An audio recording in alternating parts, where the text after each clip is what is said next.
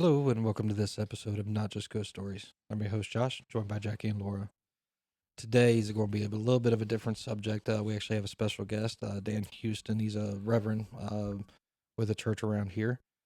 He's also gone on some ghost hunts with a lot with Jackie and some with Laura and I. So we would like to ask him some questions. So, Jackie, would you like to start? Yeah, being in the paranormal field, I get asked by a lot of people.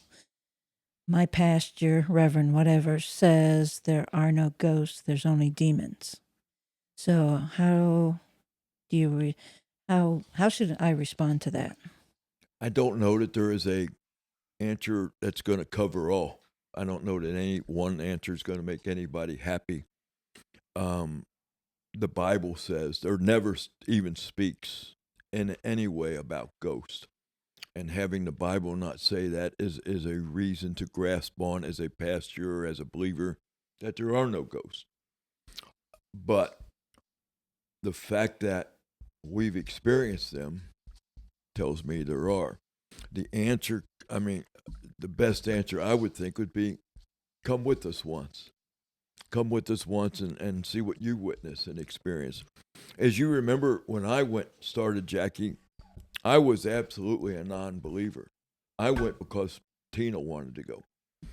Until that twin down at that mansion called me out and said he's a non-believer, and I hadn't spoke to her one word and put me through my paces, and I changed like right then. But I think my best answer would be come and join us, just go once. And I think it's just neat. As a non-believer, and it really wasn't my Christian beliefs at that time that said there's no such thing. I just didn't believe there were ghosts walking the earth. And that one incident, it might even been one of our first. I don't know if we'd been on any before. I don't remember. Do you remember? I think that was our first. And I was just there to go through the motions. And we're going through there, and everybody's talking about, I heard this, I saw that one's doing this. And I'm like, yeah. And then that moment she called me out. So first she just stopped what she was saying. Said, somebody here's not believing this. And I kind of sat up. Okay. And she pointed directly at me and said, it's him. And I should interject, there were 15 of us in this one room. Yeah, it was a kitchen of an old governor's mansion full of people around a big table. And as I said, no, you're right. I don't believe this. I think you guys are doing a great show, feeding off each other. But she said, come here. So I walked out through everybody and got there, and she gave me dowsing rods, wasn't it? Yeah, Yep. That's what she gave me. And I have all control. If I want to hold them dowsing rods and move them, I can do that all day. So I know I wasn't. And when they started moving, you could actually feel the pressure of them moving, which is what really, nobody's doing that. But I would ask the questions and it would answer. And it's like, wow. And then many other incidents where we've went and I've heard voices and actually held conversations with the other world, if you will, with the ghosts, has just really... if I went to church and said, hey, I go do ghost hunts, I'd probably lose half the congregation. It wouldn't want nothing to do with me. So I really don't announce it, obviously. Yeah. But I do a podcast. We'll change your name. You're not hiding it either. Can you blur out my face? I'd ask you to change my voice, but it's already changed. Well, actually, I have a question. Let me stem off of that real Okay. quick. You said that you might lose half the congregation. Do you think it's because that they think you're crazy for going on ghost hunts, or that they're just so non-believers themselves they just don't want to? I think it's a little bit of the non-belief. Okay. A little bit of I think they're just demons. Okay. and you shouldn't be. And the Bible does say you don't conjure up, you don't go for demons. So Yeah. with that part, they'd be right. If that's what I was doing, that's not what I go on them for. Yeah. I got to agree with the Bible on that one. Having been too close to demons, I would never seek them out. Well, and it's one of those things the Bible says don't conjure. It's not like we're pulling out a Ouija board or some type Right. of portal in order to try to pull some demon to come through and talk to But many us. people do, and that's kind of part of what hurts us, Yeah. is they see that negative Right. part of this field. Well, so you were raised, or you told me earlier before we started the podcast that you're Baptist. Southern Baptist. Okay, yeah. Southern Baptist. Now, That's the non-steak Yeah. handling Southern Baptist. I don't do and there, snakes. I mean, there's many different religions. I've had actually a Baptist come to me and ask me why was I worshiping the devil, Mhm.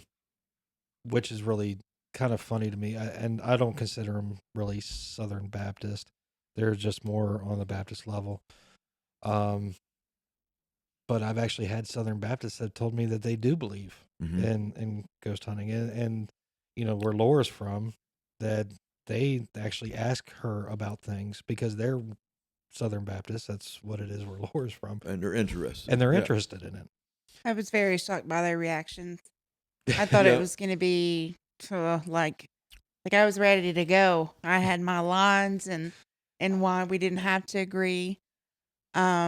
But that didn't end up being the case at all. I actually discovered they have quite a lot of experiences themselves, just not something they talk about. And I think you'd probably find that a lot. There's It's- probably a it's lot more people that stereotyped. believe in it and do it, but don't necessarily announce. I went on ghost hunts.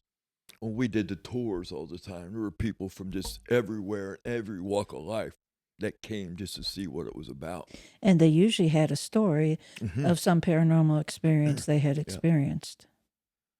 Even Well, if it is wrong, I mean, what does it matter? Nobody does what is considered right, anyways. well, and then I mean the question is why do you think there's such a disconnect between the people that, for one, don't really want to say anything, that do believe, and then you have the people that just think on the other opposite end of it?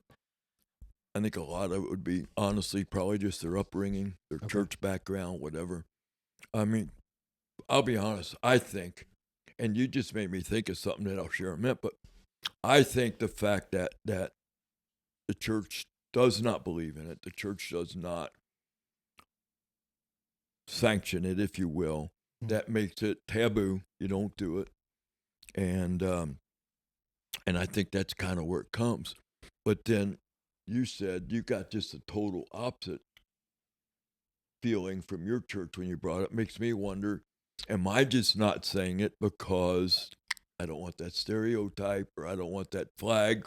Oh, he's a devil worshiper. He shouldn't be in the pulpit kind of thing, which I'm not.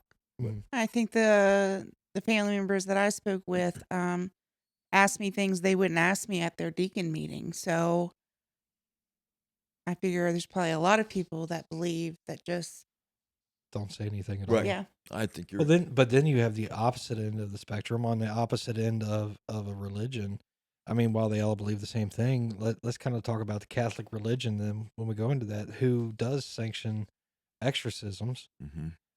and obviously has to believe in something along that nature. They have to if they're going to do that. Yeah. Exactly, right. And so, what would make, well, even coming down to the way that they believe in death, when you die, you go to a purgatory and you can stay there for however long before you actually rise to go to heaven. Right. What would be the difference? I mean, why would Catholicism be so different from a Baptist religion? There's a lot of differences in the beliefs in the Catholics and in the Baptists or even the Protestant, if you will. Yeah. And I really would love to sit here and tell you the differences. I don't honestly know all the Catholic beliefs. I grew up with many neighbors that were Catholics. Mhm. Occasionally would attend church with them, and all I got out of it was exercise. Yeah. And I've been there. so I really couldn't tell you why one is and one isn't. I just don't know that answer. Yeah. I do know there was a time several years ago, Jackie and I, and well, all of us, we went to a church here locally who a lot of the congregation had mentioned things are happening in this church. It just don't seem right. So we went to this church, and the pastor was there, and he was, as I was.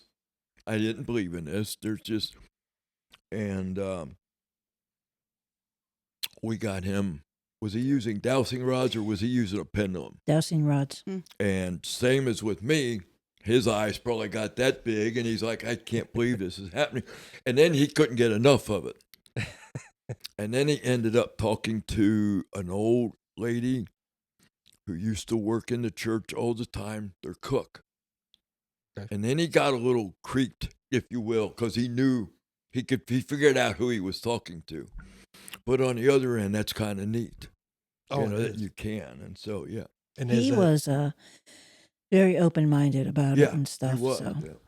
Now that was, I know that was Lutheran denomination, right? I believe it was, yeah. Yeah, that was a Lutheran church. So, which is on the Catholic side, but a little bit, I think they're more hardcore Catholic, if I'm not mistaken. But is the way Lutheran is. I have no idea. So, which is just really cool to see that somebody who was not really a believer, then all of a sudden kind of went, oh wow, there's really stuff here, and they're having stuff happen. Then for him to actually see it, I think actually makes it pretty. I think that's a really cool story. I think he actually asked us not to share that with his congregation, and he ended up doing it. Is that right? I know we had problems. Yeah. We had problems getting in there because he was afraid we'd tell somebody, and I just kind of laughed and said, "I don't know anybody." So, but he did, and there were 10 people that wanted to do the ghost hunt with us, and I had dealings with him about 6 years later, where I actually had to call him. I was actually called by the spirits in the church to come in there, and found out there was a demon there, minor demon and stuff. And I had to talk to that pastor, reverend, whatever it is, and tell him, you need to, do a cleansing on your church and drive the demon out and stuff. And I'm thinking, this guy's going to think I'm nuts or something like that. But he listened to me, and he did everything I told him to. Wow. I mean, that's pretty cool. I mean, overall to me, it's one of those things where I feel in the Christian community, I'll just put it as a whole, I think ghost hunting is just very taboo. Now, I do see, what's the one group? Tennessee Wraith Chasers. They're hardcore Christians, Baptists. But they're still ghost hunting. They pray before they even go into any place. To make sure that they're protected. It's their form of protection. But the taboo-ness of it, to me, I have a hard time understanding. For me, I've always been one where I've always said it. I went to a non-denominational Christian church growing up. I told my preacher, and he just kind of would write me off and go, "Oh, okay," and walk away. Yeah. If you, as a preacher, somebody came up to you and asked you about it, what would you tell them? I would probably have to ask them about their experience. We may have to sit down and talk a little bit more about it, because I'd want to know their feelings. Yeah. What they experienced, what made them do it. Okay. And why they felt compiled, I guess, to come and talk to me about it. Gotcha. Because it could very well be, oh, I shouldn't be doing this. And then we can talk about why. Why shouldn't you? Yeah. Because I personally have no qualms. I see no reason. I've found no reason in the Bible that says I shouldn't do this. I mean, the Bible doesn't admit they're there. Or I shouldn't say admit. It doesn't discuss that they're there. As I said, it does talk about demons, and it does talk about stay away from them. But how can there be demons if there's no other spirits out there? In my opinion. Yeah. And I've enjoyed almost every time we've went, except for the time my wife got possessed. Which that's on a podcast too. That's one of our former podcasts. Well, there was also Old South Pittsburgh Hospital. I had to stop you from reading a Oh, Bible yeah. passage Yeah. Mhm. because you were angering something. Now we were there for that. Yeah. And that Yeah. was We started off crazy. just reading it, and it seemed to be okay, but then it's like read a little bit more, and then it started to get pretty ugly. Then, Yeah. yeah.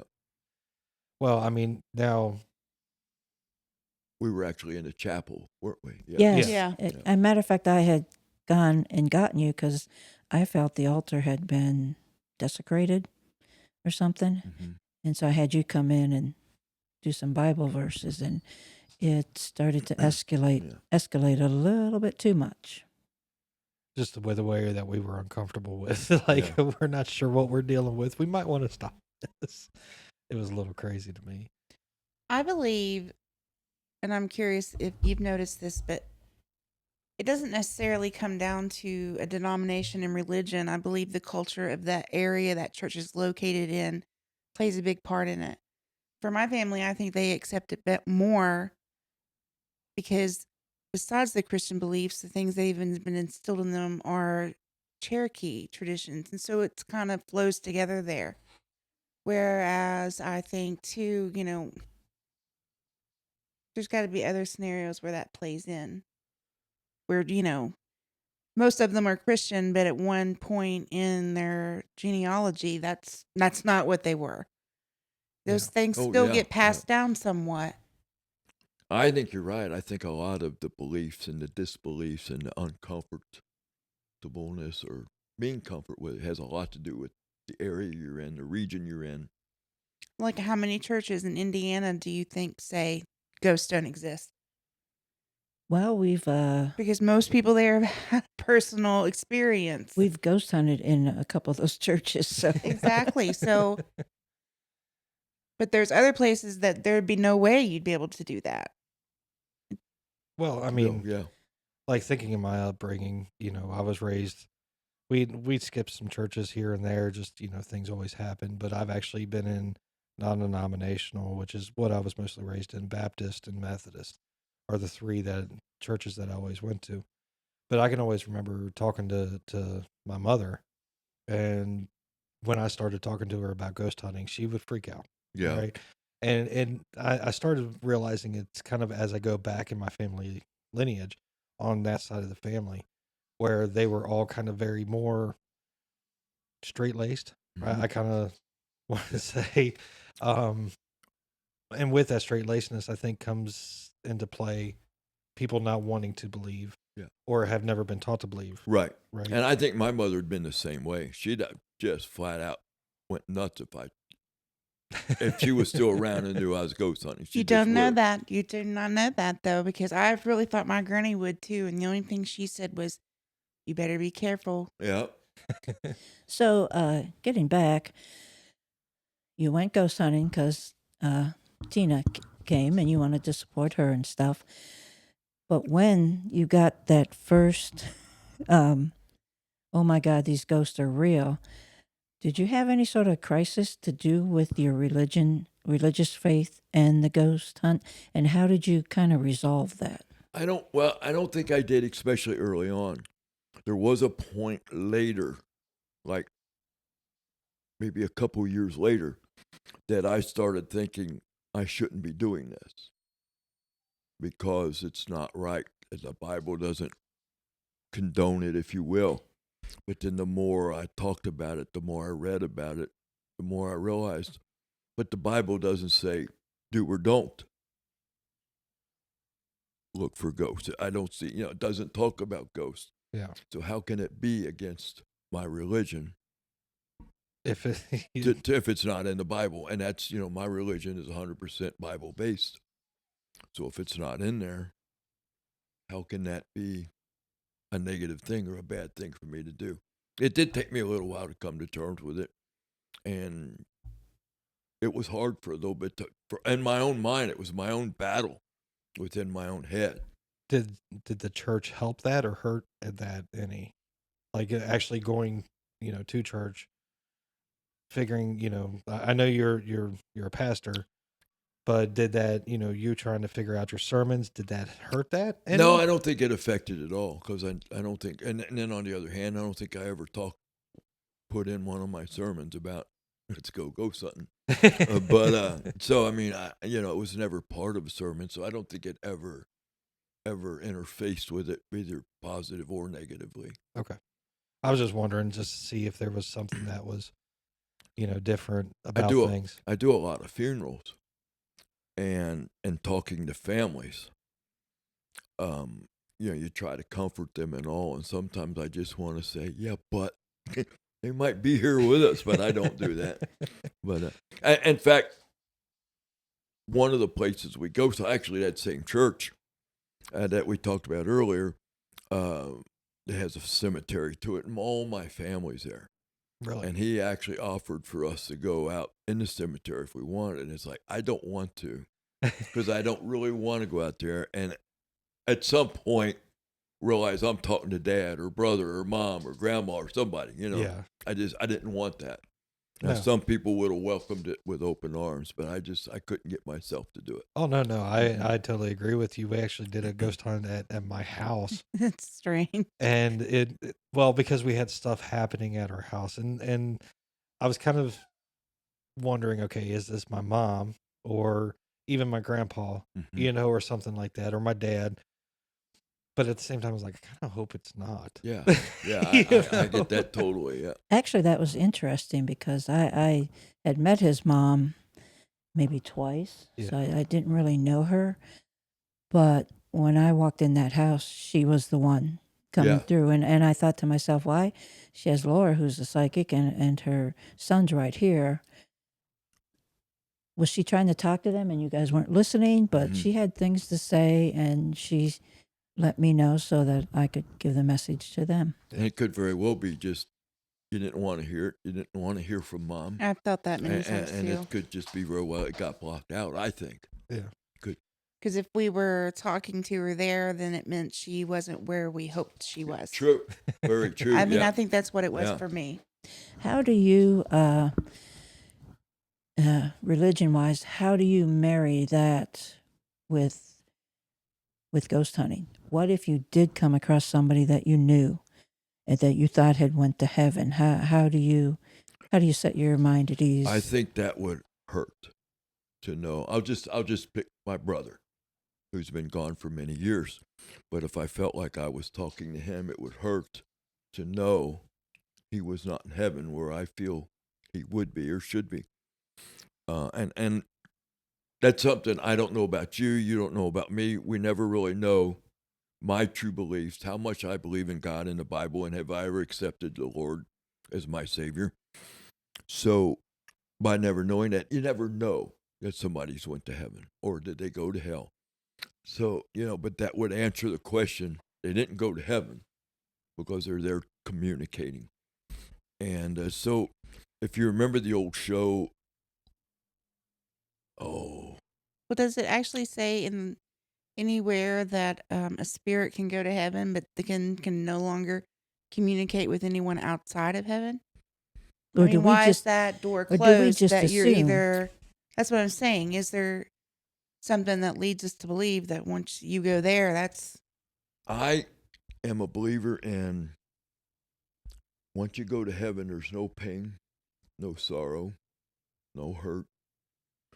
So if my loved ones who have passed could see the pain I go through here on earth at times, then they're feeling the pain. So that's why I feel they have no communication from heaven to earth. They would feel the pain that you're feeling. And let's just say as your parents, they're going to hurt because you're hurting or whatever. And so that's the reason I feel there's no communication from yeah. our loved I've ones in always heaven. been able just to reconcile that with saying that they see a much broader picture than we do. So while as what I would think they would see as me suffering is not what they would see as me suffering They may because see they the end understand result. why I'm Yeah. having to do those things to get somewhere else. Jackie, you got another question for Dan? I did, but I just forgot it. So Oh, I guess people that go to church are very deeply religious and stuff and have had experiences. You got any advice on how to put both of them together? Say if somebody in church wants to go ghost hunting, do you have any advice on how they can put both those beliefs together and be allowed to do both of them? I believe it was you that said something about the church group. Maybe it was Jackie that prays before they go. That might be just a huge answer. Just sit down and pray about it. Pray for God's answer. Should I do this? Should I not do this? Pray for, if I do this, keep us safe. And open my heart and open my eyes to what I'm going to see or hear. And I think that would just be huge as far as getting the answers you want to, well, not what you want to get, but getting the answers from God that it's okay to do this or not. I do not ever feel, and as much as I pray and I spend a lot of my day in prayer, that God's ever came to me and said, you don't need to do this. I don't want you to do this. So, but he's never out to me and said, this is what I want you to do either. But the fact that he has not led me to believe it's not his belief makes me think it's okay, and I could share that with them just as well. You know, I've done this now for a handful of years, and both ends of it, the Christian part of it, the ghost hunt part of it, and I feel strongly that it is acceptable. I do. I feel very strongly it's acceptable. As I said, I fought with that a while, but that was more my own mind saying, you don't do this. God don't want you to do this, whereas God's word never says that. Yeah. Well, I get that because we were on a ghost hunt, and my religious background is my mom was a Catholic, but she married my dad, and we didn't go to church. Dad was, he believed in a God. He just didn't like religion and stuff. So I grew up with religion, but in my life past, I've just sort of made a pact with God that, hey, he leaves me alone, I'll leave him alone, and I will take full responsibility wherever I end up at. So I'm not a very religious person, but I do believe in gods. Okay. And I was at a church and I was trying to open a portal because I'm just trying to understand portals and stuff.